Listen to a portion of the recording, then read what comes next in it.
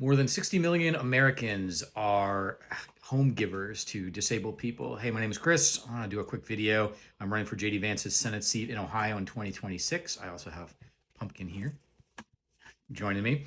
I wanted to do this little video because, as some of you know, I've talked about this before. I have a friend who has stage 4 cancer.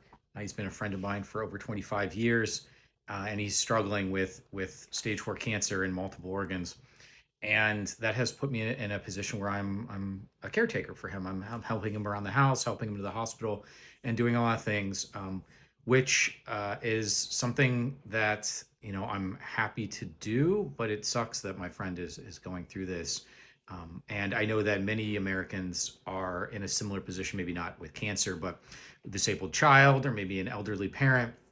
And the fact that over 60, it's about 63 million, but over 60 million American adults are the primary caregivers for these people is it's a lot. It's a lot. It's constant care and management depending on where they are in their disability or in their illness, which takes away from time able to work, takes away from time being able to connect and make relationships with other people, and it's a mentally draining thing. Even for someone who might not need necessarily a lot of care, if you're there all the time. So for example, I've been at his house for most of the time. There's just lots of little things that, having to grab food or fill up water or whatever.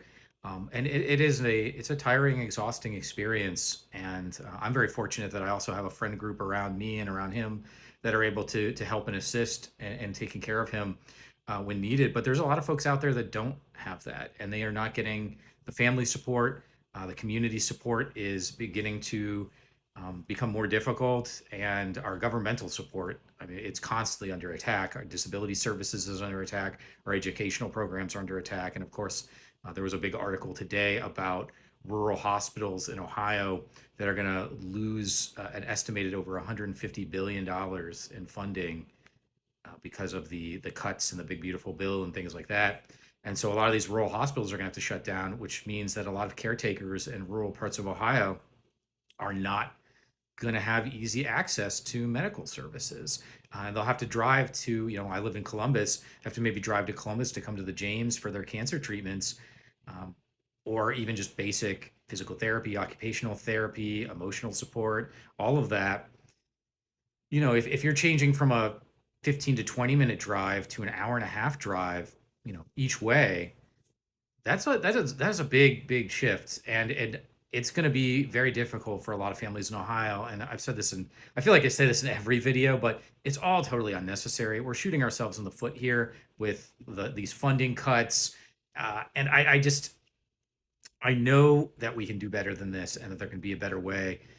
And I understand that as somebody who's running for political office, it's it can be easy to be apprehensive when someone like me says that they're here to try, they're here to help make the world a better place, and I get that, and I want to encourage you.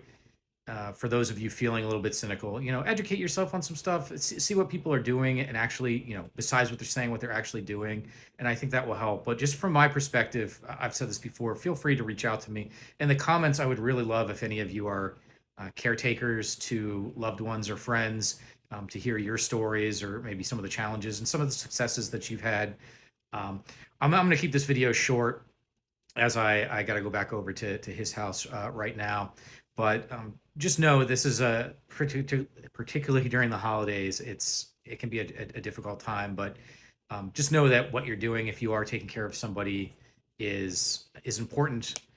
Take care of yourself when you can, but know that you're doing good work and you're helping people, even though it's a challenging season. And I hope for the New Year's here, the rest of this week, that you're able to find some peace and maybe an opportunity to relax. So I kind of just wanted to talk about that because it's on my mind since I've been doing it. And it's I'm sure I'll do more videos. I don't know. Do you want me to do more videos on this kind of stuff? Sort of my personal experience being a caregiver. It feels kind of weird to talk about it as a candidate, a political candidate. I don't consider myself a politician, but here we are. I am running, so I guess I am.